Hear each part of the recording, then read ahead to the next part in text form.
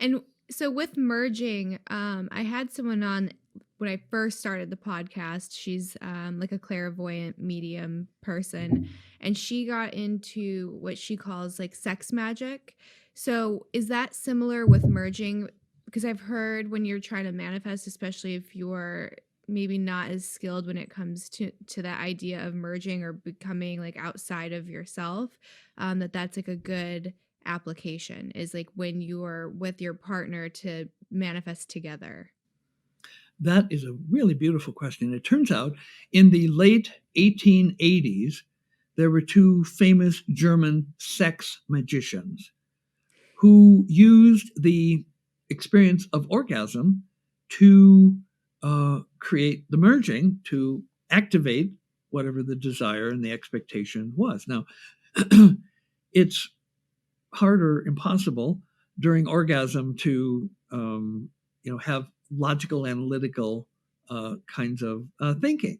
It's a transcendent moment. And oh, by the way, it's a very high alpha moment. Even people who don't have much alpha during orgasm, when they let go of the identity that they normally carry around, almost like a self imposed cage, when they let go of that in order to have an orgasm, the alpha surges.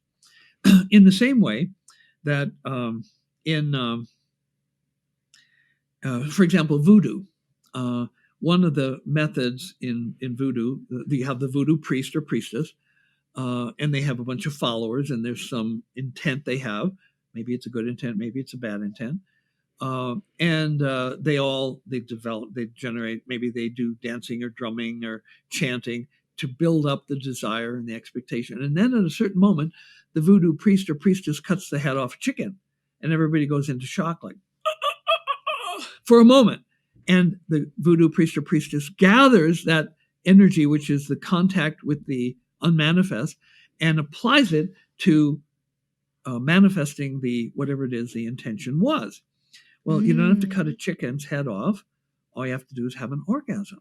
And so an orgasm without a conscious plan for what you want that state of consciousness to achieve for you, at some level is a waste. It's like going to a 5-star restaurant and ordering a full meal and only eating the salad. I mean, yeah, it's great salad, but what about the entree and, the dessert and, and so orgasms can be more efficacious in achieving your life goals than most people realize. But it's an understanding that desire, expectation, and merging. And as I said, I don't know the names, but I remember reading about two German sex magicians who were popular in the late 1880s. And they used sex magic because the orgasm is a way to break out of the logical, analytical cage that most people live in and have a moment of merging with the divine, with the transcendent. Very cool stuff. So we talked a little bit about it in the beginning. It's the idea of changing your identity and neuroplasticity. And there's a lot of science, mainstream science, that says there's certain things like your personality is set in stone by 5, or that there are certain things that are incurable. So for specifically antisocial tendencies or disorders. So the main science is saying if you're a sociopath, that's a forever thing. If you're a narcissist, that's a forever thing.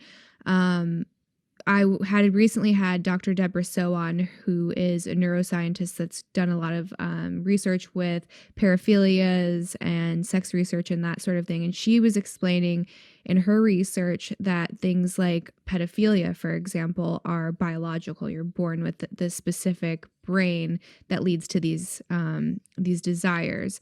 So with these very dark and almost like a death sentence, right, in today's science as we know it, with your training, are you able to change the brain on that level? Like, can you take a brain of a psychopath and change it? Can you take the brain of someone who is born into a pedophile and change it?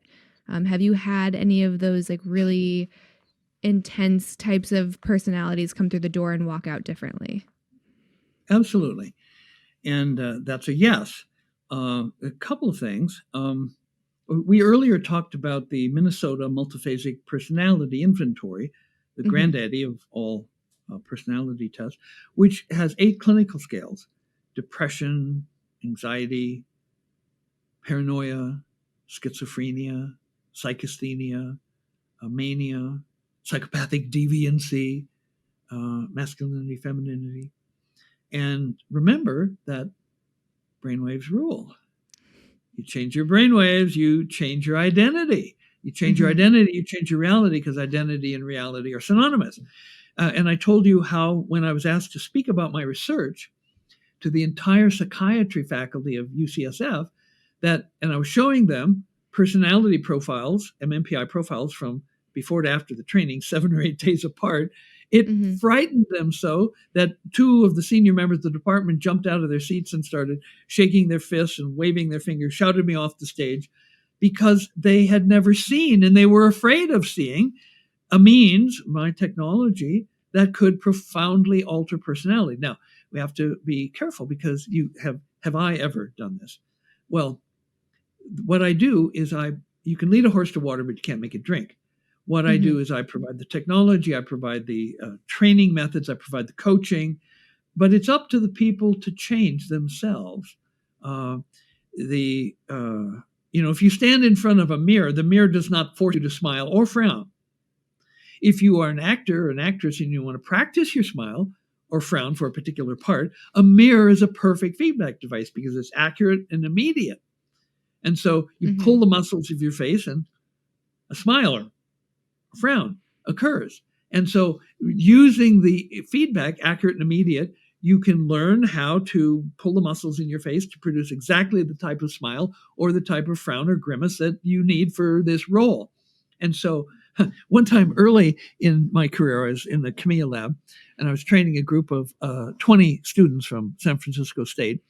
And it was fairly primitive. I mean, now the wires are mostly hidden, but everything was like exposed, all the technology and the wires. And this college student was there, and he was all impressed. Oh my God, look at all this technology. And then he sat down in the chamber and he said, "Okay, do it to me." And I just laughed, because I can't do anything to you. I put you in an environment where you have feedback, which is accurate and immediate and reasonably aesthetic, I hope. And it's up to you now to try things and then see what happens.